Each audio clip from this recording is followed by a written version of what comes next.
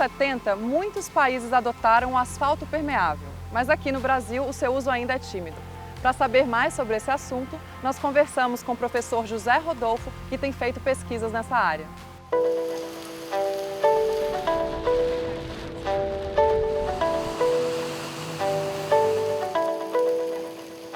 O asfalto permeável, ele tem uma característica que é a porosidade da camada superior, não é? Aquilo que a gente olha, onde a gente pisa, os carros trafegam, ele é muito poroso e permite que a água atravesse rapidamente essa camada e ela vá se armazenar, se depositar no que nós chamamos de base do pavimento, que é formado por uma camada de pedras, né? Uma camada, o termo de engenharia é brita, uma camada de brita que é muito porosa, ela tem muitos vazios. E, na verdade, esses vazios funcionam como grandes reservatórios. Essa água, então, é armazenada ali e depois ela escoa lentamente para o sistema convencional de drenagem. As pessoas têm uma ideia um pouco romântica da pavimentação permeável, que a água atravessa a camada de revestimento do pavimento, né, o asfalto ou o próprio bloco de concreto, e vai se infiltrar no terreno. E não é assim que ocorre, nem poderia, porque a água na base do pavimento, ela ia umedecer a base e ia retirar a capacidade de suporte. Passa um ônibus, passa um caminhão e cria um afundamento de pista, uma trilha de roda. Então, o que nós fazemos é montar toda uma engenharia para que a água penetre na camada de revestimento, fique armazenada na camada de base, no meio das pedras, e depois, lentamente, ela vai embora para o sistema de drenagem. A reutilização planejada para usos não potáveis, ela é possível, sim, mas ele tem que ser sempre muito bem estudado em todos os lados, né? A questão de quem vai utilizar aquilo com o tratamento mínimo que precisa ser dado para aquela finalidade que vai aproveitar a água de reuso, né? No asfalto tradicional, a chuva caiu, a água rapidamente escoa para as sarjetas, não é feito para ser assim, inclusive para garantir a segurança do tráfego de veículos, e de lá ela cai nas galerias de águas pluviais, que são elementos artificiais, e de lá vão nos chamados macrodrenos, que são os elementos de drenagem natural, são os pequenos córregos, não é? Que contribuem e vão formando os riachos, os rios, não é? Os grandes rios.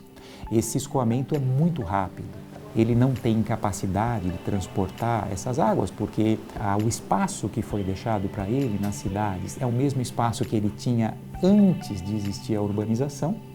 Não foi previsto esse aumento de vazão, esse aumento das descargas, e então ele transborda, que nós chamamos de inundações. O pavimento permeável tem um papel retardador do escoamento. Então, é como se ele pudesse recuperar um pouco daquela permeabilidade, que é a infiltração nos solos, que foi perdida com a construção das casas e das próprias vias. Ele vai fazer com que a água possa chegar mais lentamente aos cursos d'água. Se eu não utilizar esse espaço que está debaixo das vias, nós vamos ter que alocar, nós vamos ter que conseguir esse espaço para armazenar temporariamente as águas num outro local. Isso é feito hoje com os piscinões.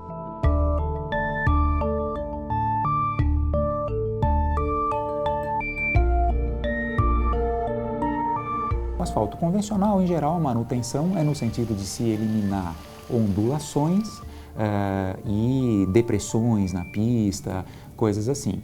A pavimentação permeável, além disso, é preciso fazer uma limpeza periódica, a cada 2 a 5 anos, para a desobstrução dos poros, como uma peneira em que ela acaba sendo obstruída. É preciso de vez em quando ir lá e fazer uma retrolavagem, não é? É como um filtro, né? Fazer uma retrolavagem, porque ele perde a permeabilidade até que rapidamente, nós podemos estimar aí 20% por ano, então em 5 anos é preciso fazer uma recuperação disso, até menos.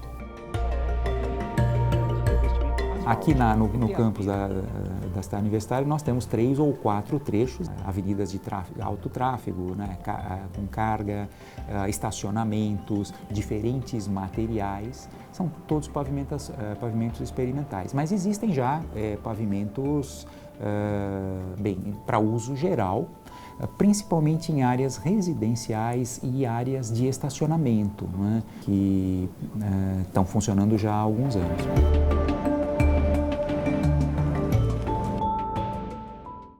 O asfalto permeável ainda é 30% mais caro que o convencional, mas além de diminuir o impacto das enchentes, ele também reduz em 3 decibéis o barulho da cidade. Sérgio, e depois dessas experiências, o que mais que pode ser feito para que a gente consiga aproveitar ainda mais as águas das chuvas? Bom, Carol, nós vamos ter ações de médio e longo prazo e que dizem respeito às políticas relativas ao uso e ocupação do nosso solo, do nosso território, para que as novas edificações, os modelos de ocupação do nosso solo sejam modelos mais sustentáveis, que deixam sempre áreas reservadas para a recarga natural do nosso terreno, áreas permeáveis, para que você evite aquele processo de impermeabilização integral do terreno, além das políticas mais ligadas ao poder público, para que ele renaturalize alguns córregos que foram canalizados ou mesmo preserve as nascentes, os cursos d'água e, especialmente, não descarregue o nosso esgoto nos nossos rios e nos nossos córregos. E também ações relativas ao cidadão, que ele pode contribuir nas suas residências também, deixando aquele quintal, aquele espaço permeável e proporcionando essa solução, uma espécie de um jardim drenante também, um jardim urbano, para que você possa ter essas duas funções de recarga e de retenção de água de chuva. Além do aspecto comportamental, Carol, como eu disse, em relação ao nosso lixo, porque não tenha dúvida, todo esse lixo que é descartado nas ruas, ou mesmo que é depositado em sacos de lixo no dia a dia em frente à nossa residência, ou mesmo o nosso comércio, infelizmente, naquele momento de chuva intensa, ele vai acabar entupindo os nossos bueiros. Então, é importante também uma pressão da sociedade para que a gente evolua nesses sistemas e tenha uma relação mais amigável com a natureza, e com isso nós teremos uma cidade mais saudável e mais segura também. É o que a gente espera, né, Sérgio? Muito obrigada e até a próxima. Eu que agradeço, Carol. Até a próxima. E no próximo programa, mais um assunto em comum a nós, os urbanos. Tchau!